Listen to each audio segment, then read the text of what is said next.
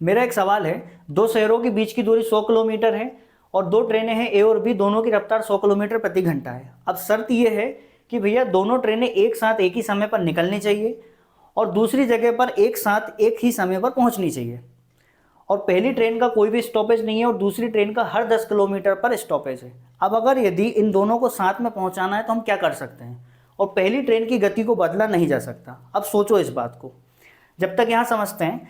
भैया ये दो बीकर हैं, दोनों में समान मात्रा में पानी लिया है, दोनों में इमर्शन रॉड को लगाया और एक को हमने डीसी सप्लाई दी है और दूसरे को हमने एसी सप्लाई दी है सेम वोल्टेज की। लगभग 30 मिनट तक ऐसा किया। तो मुझे बताओ कि दोनों पानी बराबर गर्म होंगे या कौन सा ज़्यादा गर्म होगा, कौन सा कम गर्म होगा। तो जवाब ये है भैया कि जो डीसी सप्लाई वाला है वो ज़्यादा गर्म होगा, क्योंकि डीसी सप्लाई कैसी चलती है, ऐसी चलती है, यानी कि लगातार, यानी कि 30 मिनट तक लगातार इसको ऊर्जा मिली है। वहीं अगर मैं एसी सप्लाई की बात करूं तो एसी सप्लाई कुछ ऐसी चलती है। इसकी जो फ्रिक्वेंसी होती है वो 50 हर्ट्ज होती है, यानी कि एक सेकंड में 50 साइकिल लगाती है और इसको एक साइकिल बोलते हैं। और एक साइकिल में ये 2 बार जीरो पे आ रही है, यानी कि 50 साइकिल में ये 100 बार बंद चालू हो रहा है, 100 बार बंद चालू हो रही है।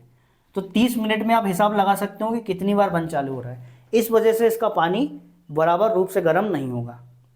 अब यहाँ आते हैं, मैंने क्या कहा था कि एक ही रफ्तार को बदला नहीं जा सकता, और अगर हमें समान दूरी है और समान समय पर पहुंचाना है तो हम एक चीज़ कर सकते हैं ना, बी की रफ्तार को बढ़ा देते हैं। मान लो हमने बी की रफ्तार को 120 किलोमीटर प्रति घंटा कर दिया, तो उससे हुआ ये कि ये दोनों ट्रेनें समान टाइम पर यहाँ पे पहुँच गई, बराबर समय पर पहुँच गई। अब यहाँ पे भी हम क्या कर सकते हैं, अगर मान लो भाई वोल्टेज सेम है और पानी सेम है और ये जो वाटेज है इसकी सब कुछ सेम है, लेकिन पानी कम गर्म हो रहा है, तो हम क्या कर सकते हैं, एक काम करते हैं, इसके वोल्टेज को हम बढ़ा देते हैं, इसके वोल्टेज को हम बढ़ा देते हैं। तो हमने क्या किया भैया, इसके वोल्टेज को हमने बढ़ा दिया, इसके वोल्टेज को हमने बढ़ा दिया। प्रैक्टिकल करके देखा तो एक वोल्टेज आया, वो है 311 वोल्ट, 0 से लेकर 311 वोल्ट। 0 से लेकर 311 वोल्ट तक जब हमने इसको गर्म किया, मतलब 311 वोल्ट कर दिया इसको, तो हम देख पा रहे हैं कि 30 मिनट में दोनों का टेम्परेचर बराबर आ रहा है, जैसे कि हमने यहाँ पे रफ्तार बढ़ा दी थी। अब थोड़ा सा और आगे समझते हैं। भाई इसका अगर मैं एवरेज निकालूं तो एवरेज क्या आएगा, 100 किलोमीटर प्रति घंटा। कोई दिक्कत की बात है क्या, नहीं। और इसका एवरेज निकालो तो क्या आएगा, इसका एवरेज भी वही आएगा। क्यों, क्योंकि 120 किलोमीटर प्रति घंटा रफ्तार ज़्यादा जरूर है, लेकिन बार बार जीरो भी तो हुआ है वो, तो कुल मिला के इसका एवरेज भी वही होगा।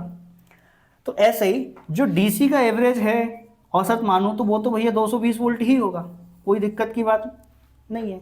लेकिन यहाँ पे 0 और 311 है, तो इसका अगर मैं एवरेज निकालूं तो वो क्या होगा, इसका एवरेज क्या होगा भाई, पॉजिटिव में गया नेगेटिव में गया 311 वोल्ट। अगर मैं एवरेज निकालूंगा तो ये 0 हो जाएगा। अब ये 0 क्यों हो रहा है, 0 इसलिए हो रहा है क्योंकि प्लस और माइनस है, तो 0 हो गया। लेकिन 0 का मतलब तो ये हुआ ना कि पावर इसने दी ही नहीं, लेकिन इसने पावर तो दी ना भाई, पानी गर्म तो हो रहा था, तो प्लस भी काम कर रहा था, माइनस भी काम कर रहा था। तो वैज्ञानिकों ने दिमाग लगाया कि भैया कुछ ऐसा करना पड़ेगा जिससे कि हम इसकी एक्चुअल पावर को कैलकुलेट कर सकें, कि भाई ये दोनों मतलब प्लस में भी काम कर रहा, माइनस में भी काम कर रहा है, इसका ऑल ओवर निकालना पड़ेगा, जो कि एवरेज से नहीं निकलेगा। तो उन्होंने फिर आरएमएस वैल्यू से निकाला, रूट मीन स्क्वायर वैल्यू। हर एक पॉइंट का वोल्टेज लिया, उसका स्क्वायर किया, उसका रूट निकाला, तो उससे इसका जो है एक वैल्यू निकल के आई, वो निकल के आई है 220 वोल्ट।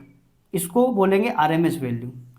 और ये 220 वोल्ट जो आरएमएस वैल्यू निकल के आई है, वो उतनी ही पावर देगी जितना ये डीसी से हो रहा था, डीसी से मिल रहा था। यानी डीसी वाला 220 वोल्ट जितना हीट पैदा कर रहा था, जितनी रोशनी पैदा कर रहा था, वही ये भी करेगा। और ये किसका निचोड़ है, इसका निचोड़ है। और वैज्ञानिकों ने प्रैक्टिकल और काफ़ी मैथमेटिक्स करके ये हिसाब निकाला था कि भाई 311 वोल्ट पे जाकर के ये बराबर हो रहा है। मैं 220 वोल्ट के हिसाब से बता रहा हूँ।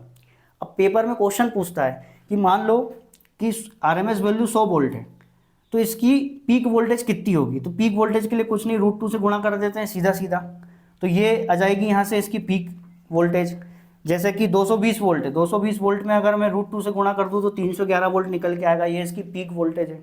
वहीं उल्टा पूछ लेगा कि 325 वोल्ट है पीक वोल्टेज, तो इसकी आरएमएस क्या होगी, तो रूट 2 से भाग कर दो। तो ये इतनी चीज़ समझ में आई होगी कि इतना मैंने गुणा भाग जो बताया वो क्यों बताया। आरएमएस वैल्यू के लिए। आरएमएस वैल्यू वो वैल्यू है जो डीसी में जितनी पावर मिल रही है उतनी ही इससे मिलेगी, क्योंकि हमें इनका बैलेंस बनाना था।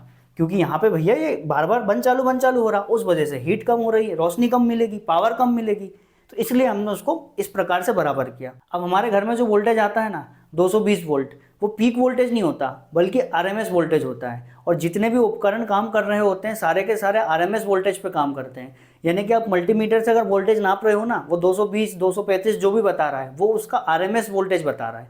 अब यहाँ से एक हिंट मिला होगा, और पिछली वीडियो को भी जाकर देखना, इसको भी पूरा देख लिया हो तो आप कंक्लूजन पे पहुँच सकते हो कि एसी ज़्यादा खतरनाक या डीसी ज़्यादा खतरनाक। बाकी अगले वीडियो में इसका जवाब मिल जाएगा।